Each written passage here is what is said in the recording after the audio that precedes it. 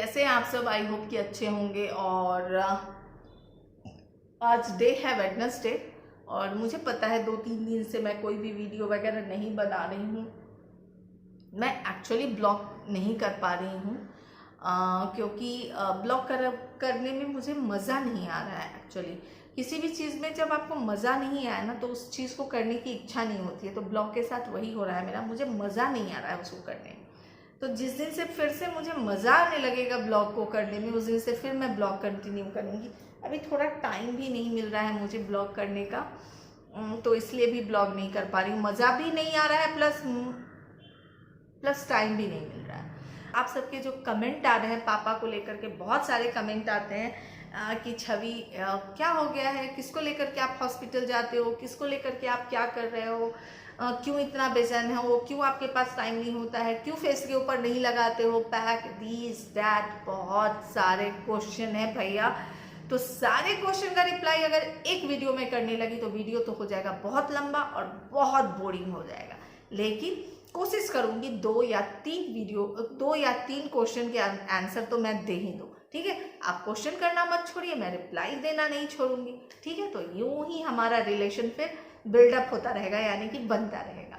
तो चलिए सबसे पहले बात कर लेते हैं एक ऐसे क्वेश्चन की जिसका कंटिन्यू मुझे मेल आ रहा है और कंटिन्यू कमेंट बॉक्स में आ रहा है कि छवि आप हॉस्पिटल इतने दिन क्यों जा रहे थे, क्यों आ रहे थे, ऐसा क्या हुआ था, दिस दैट सब।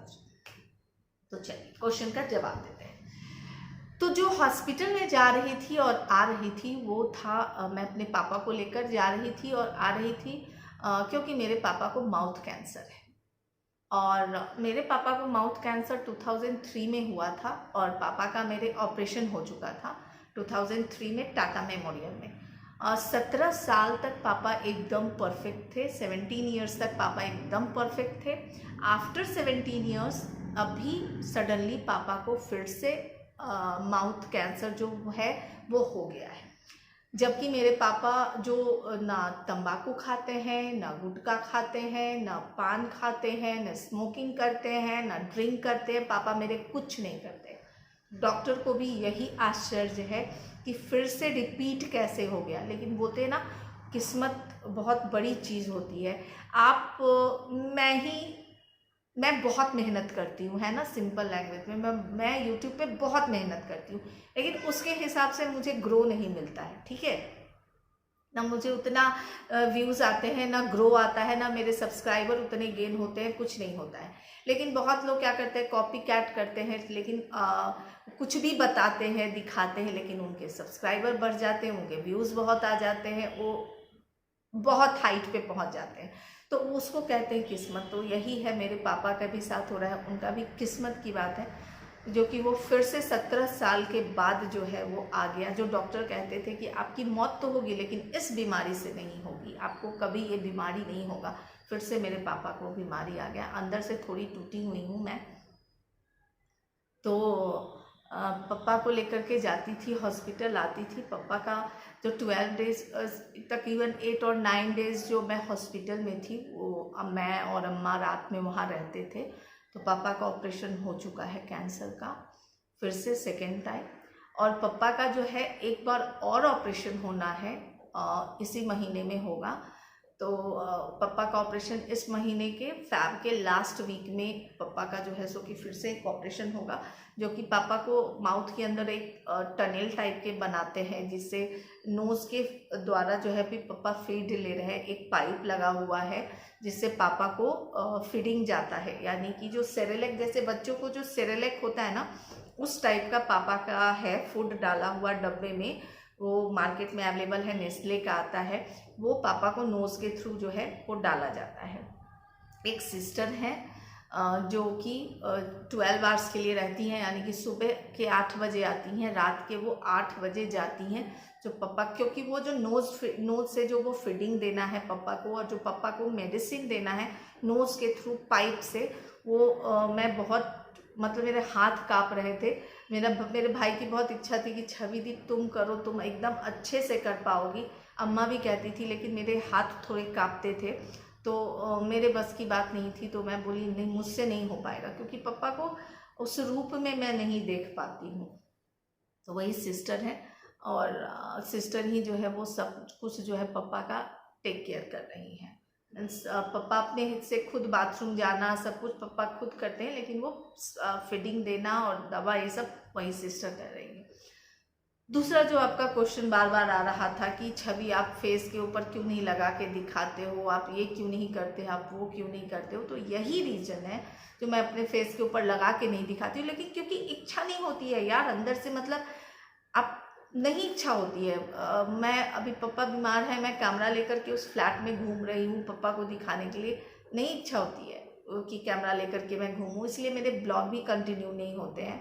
मुझे अच्छा नहीं लगता कि मैं कैमरा लेकर के और घूम रही हूँ, बात कर रही हूँ, तो मैं इस फ्लैट में आकर के थोड़े बहुत वीडियो आप लोगों के साथ, जनरल टॉक्स जो मेरा चैनल है उसके ऊपर मैं वीडियो बना लेती हूँ। मुझे नहीं इच्छा होती है कि मैं ब्लॉग बनाऊँ, लेकिन वो मेरा एक जॉब है, तो उस जॉब को फुलफिल करने के लिए करना पड़ता है। तो फिर मैं, यही कारण है जो मैं बहुत दिनों से चाह रही थी आप लोगों को बताना, लेकिन अंदर से हिम्मत नहीं हो रही थी कि मैं बताऊं आप लोगों को कुछ भी। तो यही बात है। अभी पापा का जो है सो कि फिर से ऑपरेशन होने वाला है, इस महीने के लास्ट में होगा, तो फिर मैं कंटिन्यू नहीं कर पाऊंगी फेस के ऊपर लगाना मुझे फिर, क्योंकि हॉस्पिटल में रहना पड़ेगा अम्मा के साथ।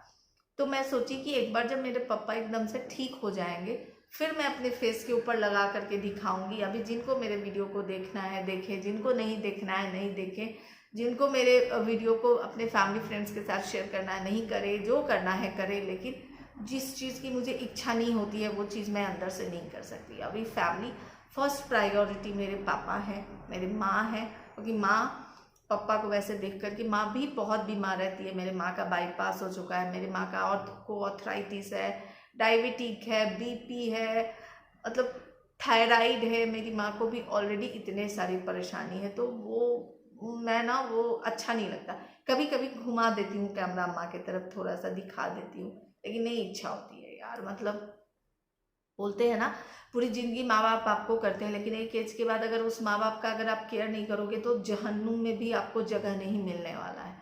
तो उस डर, अपने मन से नहीं तो कम से कम उस डर से, बहुत ऐसे लोग होते हैं कि एक एज के बाद अपने माँ बाप का केयर ही नहीं करते, एक एज के बाद उनके लिए माँ बाप जो है तो बोझ हो जाते हैं। तो उन लोगों को तो जहन्नुम भी जो है वो नसीब नहीं होने वाला, जहन्नुम में भी उनको जगह नहीं मिलने वाली।